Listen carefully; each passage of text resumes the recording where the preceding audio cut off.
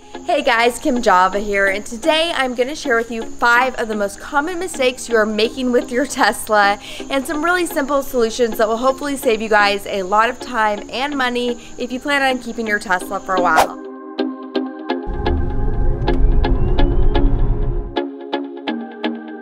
So we're going to start with some of the more simple ones and build our way up the importance meter. And first we are going to start out with the Model X. So doors are a touchy subject, and we are not talking about these doors in the Model X. We're actually talking about the front doors, because closing them manually can actually wear out the bearings inside the automated doors. And we learned this from a Tesla certified repair rep who had just come from the Tesla factory in Fremont, and he told us all about this. He said it is best to actually close them using this or pinching here and letting it close on its own. The average person would never know this, but they work off of 2 different modules and they're not made by the same people. So to get those 2 to work together, that is absolutely amazing. So one more thing that I've noticed a lot of new Tesla owners is closing the doors by the window. And this is something that you don't want to do. I know the windows look really cool. They're this nice frameless design that all Teslas have, and it looks super premium, but closing it by the window is eventually going to misalign the window and break the seal of the glass. So it's definitely a no-no, and you should close it the correct way. So if you guys have ever had a friend sit in your Model 3 or your Model Y and then they go to get out of the car, you'll notice that instead of going for the button right here that's lit up, they reach for this dark void and pull on it, which is actually the emergency release button, and it is not great for your car to use. Your car will actually remind you not to use that to get out of your car. Once in a while it won't hurt it, but if it's something you use all the time, it's not a good thing. The new cars actually come with a marking right here just to remind people that this is the proper way to get out of the car. So this is one that people screw up with all the time. In fact, I just saw a commercial the other day where the actor walks in and she closes her frunk and completely botches it. So I'm going to show you guys the correct way to close a front trunk.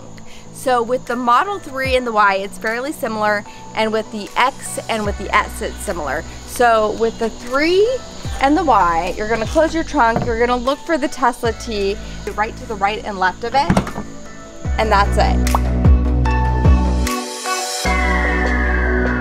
Now, with the Model X and the Model S, it's a little bit different.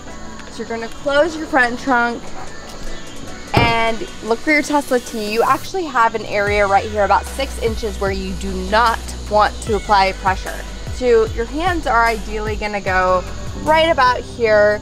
It's a lot wider zone than it is on the Model 3 and the Model Y. And you're just going to close it. Ta-da!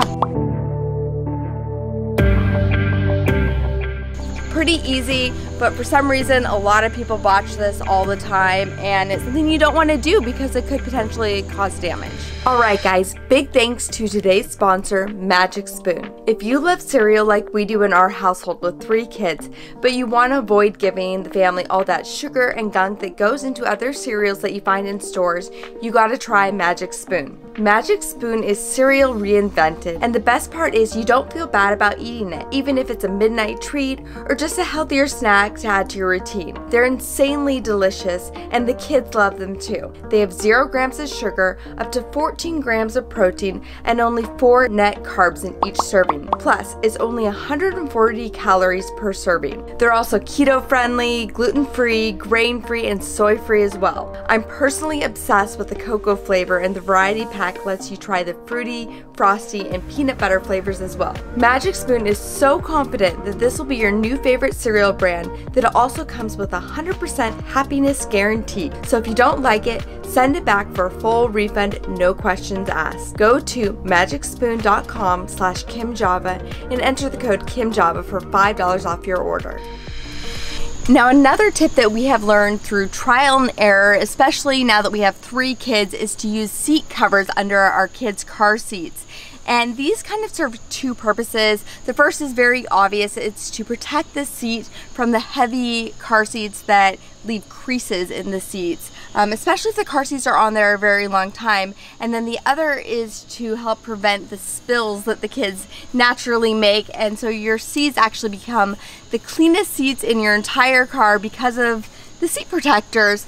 Now the floor, that's a completely different story. So I know you guys want to know now how to actually clean these seats. So what Tesla recommends is warm water and a non-detergent soap. And to avoid gene rub-off, which is something that you hear a lot about, I think it's best to get into the habit of wiping down your seats at least once a week.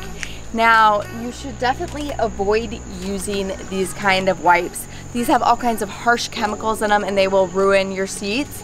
And what I like to do is keep baby wipes with me. These are really easy to wash off any kind of stains, wipe the seats down if I'm wearing jeans with strong colors in them.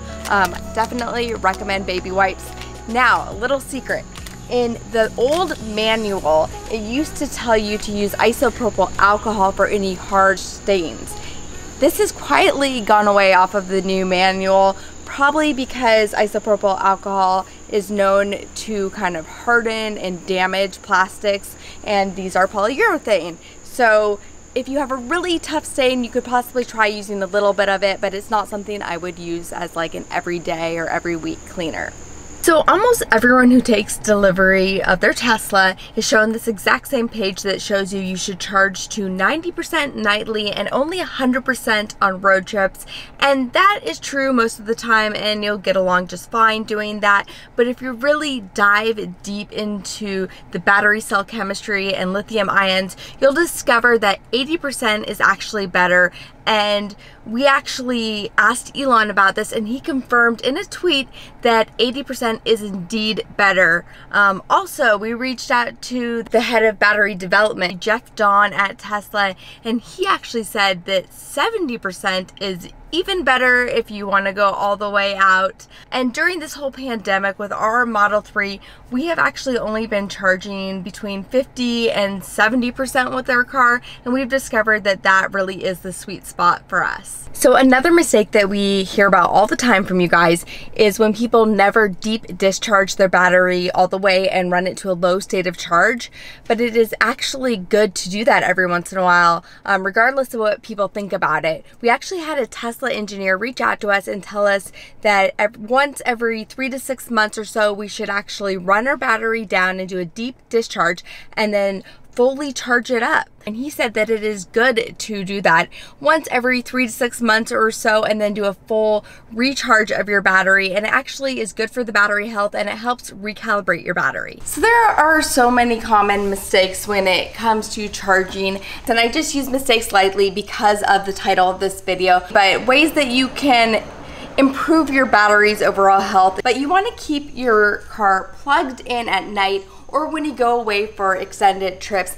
And that is because when your car is plugged in, it is not going through an entire cycle to charge it each time, and instead it is getting low doses of electricity from the wall. Another thing to think about is the vampire drain. We've all heard about that before, and that is because our cars are thermally managed. So when they're not plugged in, it's using that energy to thermally manage it. Also, Sentry mode uses 3 to 5 miles per hour. So if you have Sentry mode on and your car's not plugged in, you're definitely going to be losing in some major range. And we all remember Elon saying a happy car is a plugged in car. Alright guys, so that is it, and I hope you learned some new interesting things and will not be making these mistakes anymore. If you see other common mistakes out there that you see Tesla owners making, please leave them in the comments below and maybe we will make a part 2. And until then, if you haven't already, please check out our website, itskimjava.com. We have some really fun and unique Tesla inspired shirts and gear on there, and we will see you guys next time. And another car. And then there's a fire truck. Okay. And the thunder. What you guys don't know is Lakin is in the back seat of the car playing with these balls all by herself while Mommy's sitting in the front seat trying to record. Liam, you want to sit back here with her and entertain her? Yeah.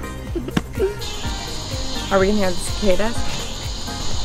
They're so annoying. So if you've ever had a friend come in your Model 3 or your... Come in your Model 3. Get in. So if you've ever had a friend get into your Model 3 or Model Y,